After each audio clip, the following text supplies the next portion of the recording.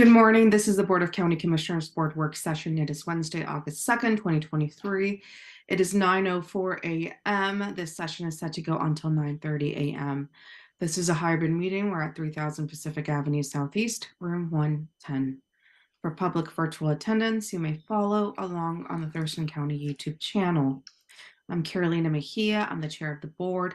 Vice Chair Ty Mansour is excused for today or for this meeting, and Commissioner Gary Edwards is joining us via Zoom. The topic on today's agenda is the county's municipal stormwater permit annual report submittal. This is an informational session. I'll go ahead and pass it to. Thank you, Madam Chair. Here we have members of CPED and the director, Josh Cummings, and Larry Schaffner, who is the manager of the NPDES permit, the municipal permit. This is an annual update, and Larry will walk us through as to any new findings or perhaps what is next on this process. Go ahead. Great. Please take it away, Larry. Good morning, commissioners, SWAB members, and managers. My name's Larry Schaffner. I'm the stormwater coordinator for Thurston County, the air traffic controller between departments to make sure our programs are implemented effectively. This is an informational briefing describing the progress the county's made during the 2022 calendar year in complying with our ecology-issued municipal stormwater permit. As a reminder, this permit applies not only federal regulations, the National Pollutant Discharge Elimination System under the Clean Water Act, but also the Washington State regulations, water pollution control rules. This is very significant because Washington State's stormwater regulations are actually more expansive than the federal. This permit conditionally authorizes stormwater discharges from the county's municipal storm sewer system. The geographic scope of this permit is not county-wide. In Appendix A, it shows a map. The geographic coverage of our permit is the goldenrod area.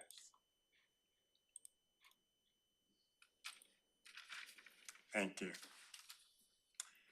And in 2024, that goldenrod is going to expand to the UGA and the YELM, the urban growth area, the unincorporated urban growth area. But more on that later. So the permit compliance supports several initiatives in the county's strategic plan, such as balanced development and the preservation of the county's rural character, natural areas, and open spaces, and support robust and well-maintained infrastructure systems for a thriving community. Beyond fulfilling the regulatory obligation, the annual report demonstrates the county's commitment to transparency and accountability.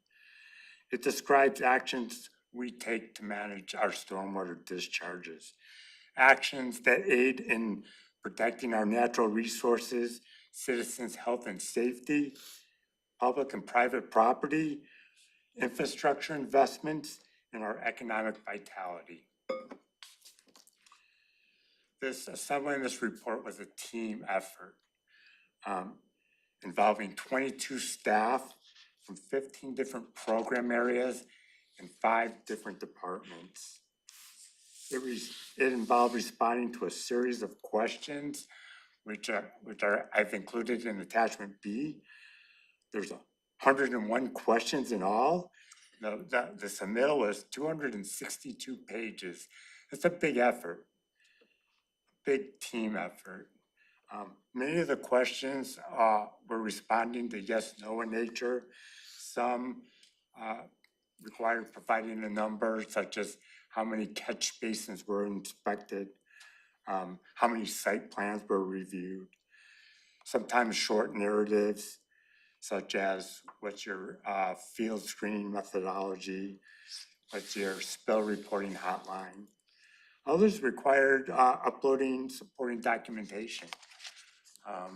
Examples of this included annexations that occurred over the past year as unincorporated areas get annexed into the cities. The permit obligations flip to the cities. Other examples are education outreach programs and stewardship programs activities, stormwater outfall attributes, spill reporting. We had 45 spills reported last year, 14 of which triggered notification to the Department of Ecology as potentially posing a threat to human health, welfare, or the environment. One of the key narrative documentations included is the county's stormwater management program plan. This 97-page plan is vetted through the county's internal stormwater coordination team and also our Citizen Storm and Surface Water Advisory Board. The components of this plan are prescribed in our permit, and I included an outline of the plan in attachment C. Key elements are stormwater planning to inform and assist development of policies and strategies as water quality management tools, public education and outreach to eliminate and reduce actions that contribute to adverse impacts on our stormwater system. Also, public engagement and participation. We utilize our Storm and Surface Water Advisory Board heavily to help provide oversight and feedback. But we've also done extensive outreach for our drainage manual update and for capital facilities projects, or another example. There's mapping required and documentation of our storm and sewer system. This also involves asset management to protect our investments in our infrastructure. We have to track and detect and eliminate illicit connections and discharges to our system, and this includes spills. We have to control runoff from new redevelopment and construction sites. This is essentially applying our drainage manual and stormwater construction oversight plan review. Operation and maintenance of our stormwater infrastructure, as well as pollution prevention and good housekeeping practices at county facilities and operations. A new program element that emerged in this permit cycle is a source control program, which involves inspecting high-risk businesses in the area for potential discharges to our system. It's preventative in nature. The county has obligations related to total maximum daily load, which is essentially identifying surface waters in the county that are impaired and have water quality cleanup plans that have been issued by ecology and approved by United States Environmental Protection Agencies. These water quality cleanup plans prescribe specific actions in our permit. The other element is monitoring and assessment.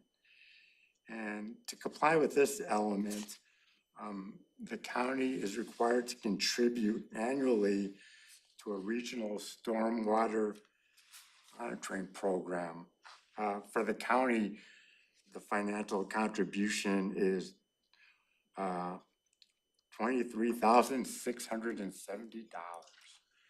That's in addition to our over $61,000 annual.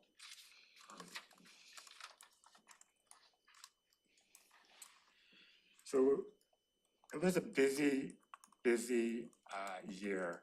This annual reporting period occurred concurrently with with some key deliverables, as well as active engagement by the county and Department of Ecology's permit reissuance process.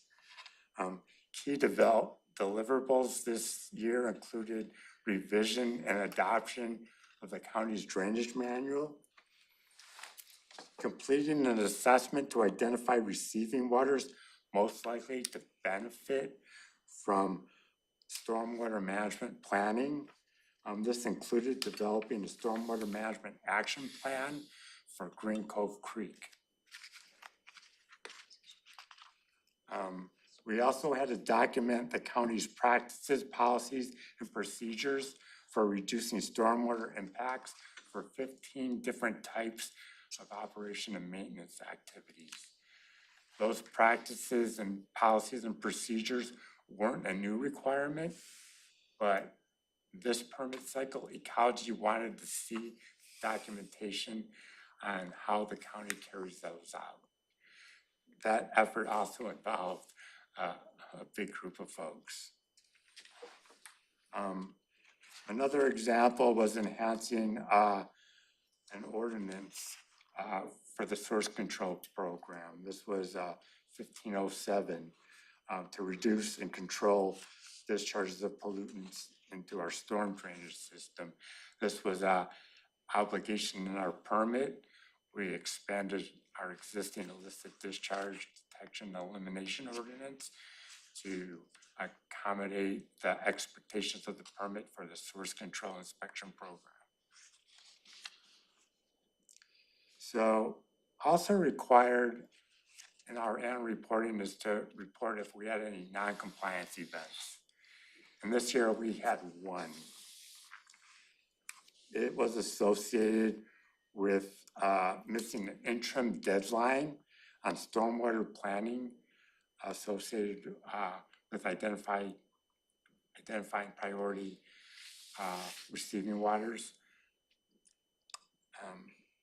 This was due to a concurrent high priority deadline related to the community rating system recertification process. We promptly notified Ecology and we came back into compliance within 6 weeks and met the final deadline on time. Speaking of on time, the annual report was submitted and certified by Joshua Cummings in advance on March 7th, well in advance of that March 31st deadline. Josh is responsible for reviewing and certifying that the information we submit is accurate to the best of our knowledge. So as I alluded to earlier, this was not a typical year for the annual reporting cycle. This was occurring concurrently with a lot of activity involved in discussions on the reissuance of the municipal stormwater permit. These permits are issued on a 5-year cycle, and the county has been actively engaged with stakeholders and the Department of Ecology to try to influence the trajectory of the reissued permit. So that we feel that it results in intelligent and effective outcomes and realistic expectations. Our engagement include providing early input via a stakeholder process, something that I led regionally. Serving on the Ecology Policy Advisory Committee. This was by invitation only. It was a 15-person committee. I got invited to serve on that as one of the voices for Phase 2 counties. Nate Inslee was also involved as my alternate. And we reviewed and submitted comments on preliminary language of the permit. The public review draft, the formal draft of this permit, will be issued later this month. And I'll be working with my colleagues to actively review that and identify potential implications and comments we would like to share with the college. That's it. Any questions? I just add, I think that Thurston County is lucky to have Larry Schaffner as our expert in this field. He keeps the county on the right path, and we appreciate the work that he does. I think that he describes it well as an air traffic controller for Thurston County and the many different things that impact stormwater. So thank you, Larry, for your work and for your coordination, and for all of the folks that put a lot of effort into the documents that you provided. We provided. Team effort. Good job. Thank you. We do have some SWAB members, and so I'm wondering if they could introduce themselves. They could come up to the table and introduce themselves. That way we know who's there. We do have an actual briefing after this meeting with the SWAB members. Okay, so we'll do that. Perfect. We'll give Uh, to meet with him. Commissioner Edwards, any questions? Yes, ma'am. Do you have a minute? Yeah, go ahead. Okay. Larry, that committee you serve on with ecology at their, at the state's request, have you been on that all along? Yes, yeah, it was a process that began in May of 2002 and went through December. And prior to that, there was a technical advisory committee that I also was invited to participate on. Okay, well, thank you. Obviously there's others that recognize your expertise. So I've sat through a few of those briefings, and I'm always amazed by your technical ability of explaining some of this complicated stuff and making it understandable to me. So I do have one question about the Yelm later. You said what was that going to be as far as an expansion of the goldenrod? I think you said, but yeah. So the permit coverage areas under the federal regulations are based on updates to the U.S. Census. That's done every 10 years. And so the results of the most recent census indicated that the city of Yelm met the thresholds to be included in as a municipal permittee in 2024. Department of Ecology notified Yelm and Thurston County, and that our coverage, our geographic scope of our permit will expand to the unincorporated areas of Yelm. It's okay. So Okay. to be clear, I think, sorry, go ahead, Commissioner. Well, what I was wondering about in that regard, then, you mentioned that we have to do reports of either threats of spills or real spills. And I'm wondering, are we responsible then for those municipalities that have mistakes in their management? I don't know, I'll just use we've had a couple of main sewer lines break over by Tumwater and maybe one in Olympia. Does that give us a black eye, or how does that work? It would only give us a black eye if we're not coordinating and communicating with our neighbors to respond and resolve those kind of issues. Oh, okay. And then on your advisory board, I've not been able to find a person that's willing to step up, I guess. And I'm wondering with the board, maybe, or yourself, might you know of interested parties that I'm missing out on? That has been a topic of discussion with the Storm and Surface Water Advisory Board and ourselves.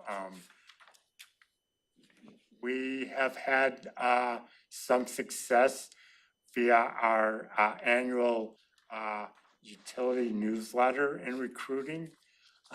We've had some SWAB members do recruiting themselves. I think they've knocked on commissioners' doors to see if you had any ideas of folks. It will be a continued diligent effort to fill seats. It's a commitment, it's a volunteer commitment. We've been fortunate to have very dedicated and engaged citizens willing to serve in these roles, right? Okay. And I think the board will have the opportunity to thank the board members in the upcoming briefing here in a couple minutes, but I do have a couple questions, Madam Chair. Thank you. Go ahead. So, Larry, speaking of, if you can elaborate, how important for the county is to maintain the NPDES municipal permit?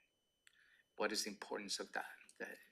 And then related to Commissioner Edwards' question, the liability of the county related to this permit. If you can elaborate, because each jurisdiction, in this case, let's say the city of Olympia and Lacey, they need to secure their own NPDES permit. So there is not the NPDES permit that the county receive is not geographically encompassing the jurisdictions because each jurisdiction have to secure their own. Moving on, when Yelm gets into the phase 2 permit, City of Yelm as a jurisdiction, they have to go through the process of securing their own NPDES permit.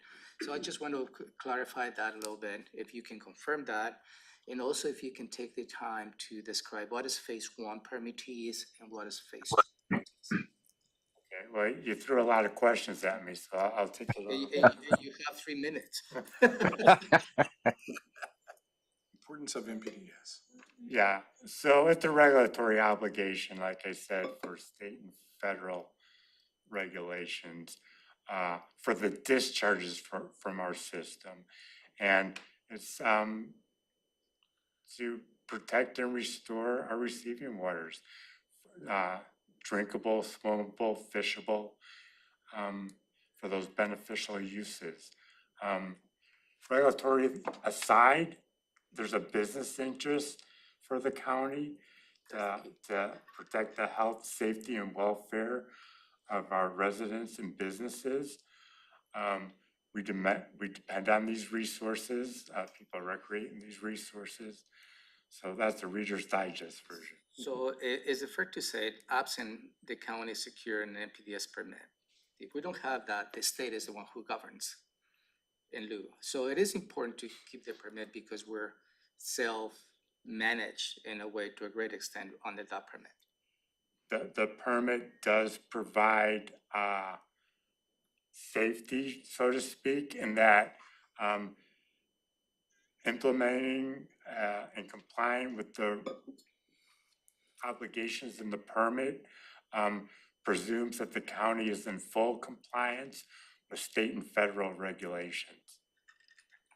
And then confirm that Yelm has to get its own permit and then we're just the unincorporated. Yeah, so the incorporated city, in Thurston County, the incorporated cities of Olympia, Lacey, Tumwater, and then 2024 Yelm will be under their own municipal stormwater permit.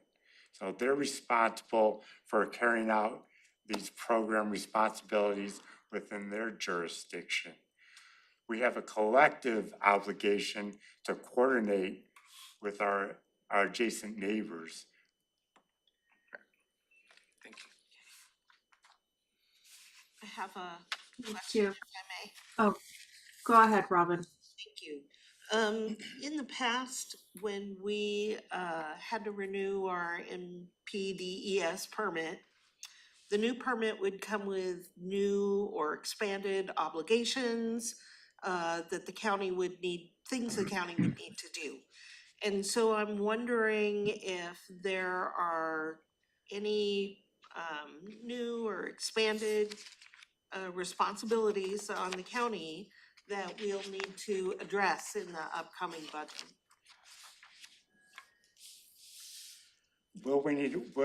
Does the utility have sufficient resources? Good question. Those will be some of the things we'll be evaluating with the public review draft. One of the new items that's coming down the line, the county is in good position already to handle that. There's going to be an expectation of a retrofit requirement, capital facilities requirement. Thurston County is unique among most of the other jurisdictions regulated in that we have a dedicated pot of money from our stormwater utility fee revenue. Most jurisdictions don't have that luxury. They are grant dependent. And with this new expectation coming to line, there are going to be a lot more competition for a small pool of money to help fund there. So Thurston County is ahead of the game on that. Other expected requirements include some street sweeping obligations, something that we do, and we have regenerative air sweepers. Again, I think the county's ahead of the curve on this. There's gonna be a new TMDL related action for Bud Inlet. And so I think we'll be able to absorb the costs there. We'll get a better idea of what may be coming down the line at us later this month when Ecology issues that permit. And as we have done previously, we'll be having active conversations with staff in our management chain. And we have verified there's nothing coming down for this upcoming biennium Okay, that needs great. to be addressed. Thank you. Now, it's a 5-year permit, and it's very common when Ecology introduces new obligations that there's a compliance timeline, and they're not like, you have to be on the ball come August 1st, 2024 on this. So So we got a little time to figure that out. we have time. Thank you. Thank you. I want to thank you, Larry, for really all your work on this. This is pretty great, and you know, it's keeping us above water. And so it is 9:31. We do have a session right after this, so we will be jumping into another Zoom. Is that correct? That is correct. We'll see you on the other side on a different Zoom. Okay, perfect. We're adjourned. Thank you.